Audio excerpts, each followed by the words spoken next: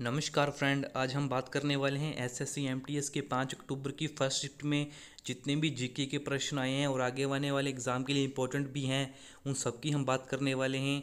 चलिए शुरू करते हैं गाइस, चलिए स्टार्ट करते हैं। हमारा फर्स्ट क्वेश्चन है कि if God was a banker, ये पुस्तक किसने लिखी थी? तो ये रवि सुब्रमण्यम ने लिखी थी। अब चलिए क्वेश्चन नंबर 2 की बात करते हैं। तो गाइस चलिए क्वेश्चन नंबर 2 पढ़ते हैं।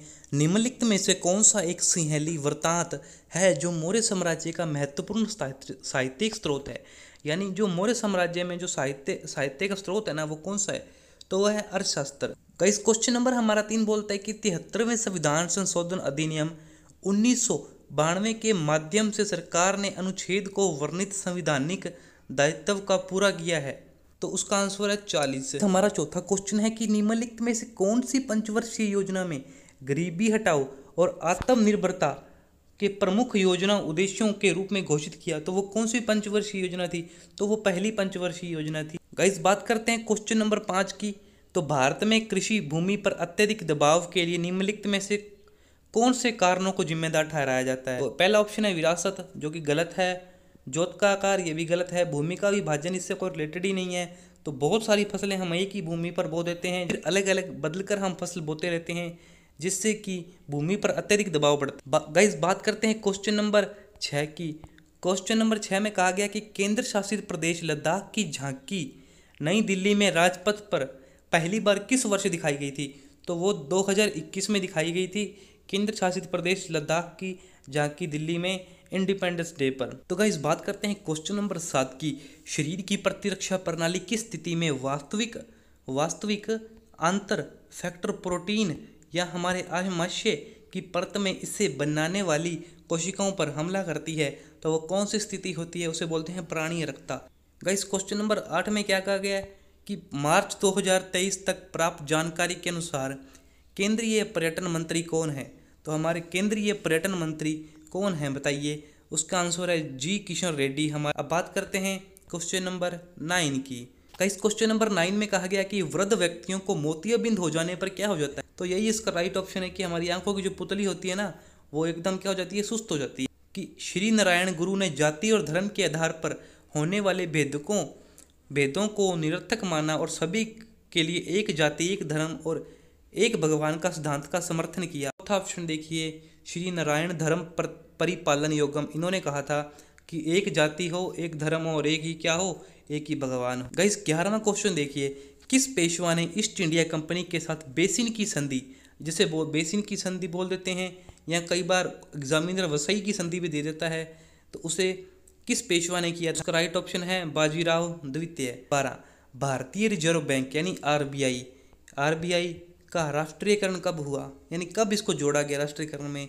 तो 1 जनवरी 1949 को आरबीआई का राष्ट्रीयकरण किया गया। गाइज अब बात करते हैं क्वेश्चन नंबर 13 की। निम्नलिखित में से किस उद्योग में बिक्री के उद्देश्य से पादपों और जंतुओं के निश्चित प्रजातियों का प्रजनन और वर्धन किया जाता है? किस उद्योग में? तो वो जनिक उद्योग में क्या किया जाता है? पादपों और जंतुओं का प्रजनन किया जाता है। गाइस 14वें क्वेश्चन में लिखा है कि श्री SL बेरपा ने किस क्षेत्र में उच्च कोटि की विशिष्ट सेवा के लिए वर्ष 2023 में पद्म भूषण प्राप्त किया? सामाजिक कार्य नहीं है, साहित्य व शिक्षा के क्षेत्र में। तो गाइस हमारा 15वां क्वेश्चन है कि द्वितीय पंचवर्षीय योजना के दौरान विदेशी सहयोग से कितने एकीकृत इस्पात संयंत्र स्थापित किए गए? तो कितने? इसका राइट ऑप्शन होगा 3। तो गाइज हमारे 16वें क्वेश्चन में आपको बताना है कि इनमें से सही विकल्प कौन सा है?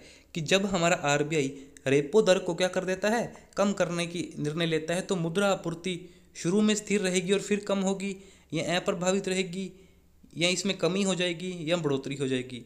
तो इसका राइट ऑप्शन है वो है इसमें बढ़ोतरी हो जाएगी। गाइज आगे बात करते हैं हमारे 17वें क्वेश्चन की कि विजयनगर साम्राज्य में आय का प्रमुख स्रोत क्या था? कि विजयनगर साम्राज्य था ना जो, उसमें मेनली आय यानी धन कहाँ से आता था? तो मेनली वहाँ पर कृषि होती थी, यानी भू स्वराज्य से ही आता था।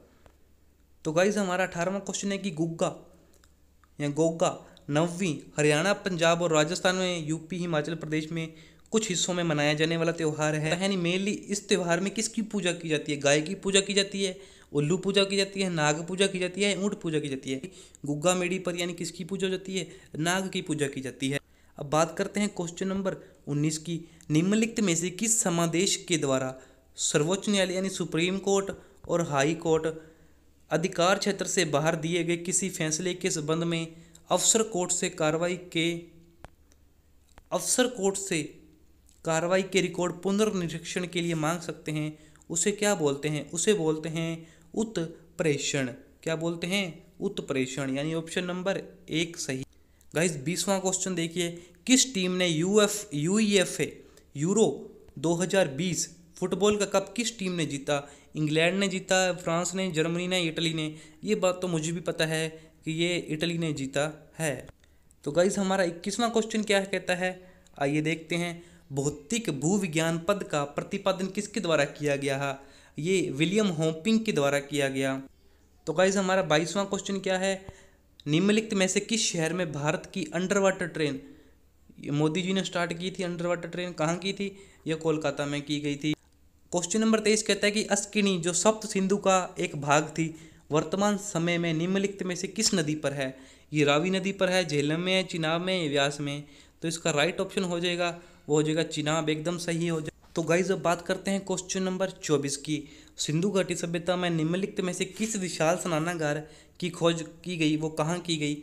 वो व्यास में की गई, चिनाब में, कालीबंगा में या लोथल में? तो इसका राइट ऑप्शन होगा लोथल में। बहुत बड़े बड़े स्नानागार मिले थे। टेबल टेनिस में जिस अवधि के दौरान गेंद खेल में होती है उसे कहा जाता है, उसे रैली कहा जाता है। तो आज के एमटीएस के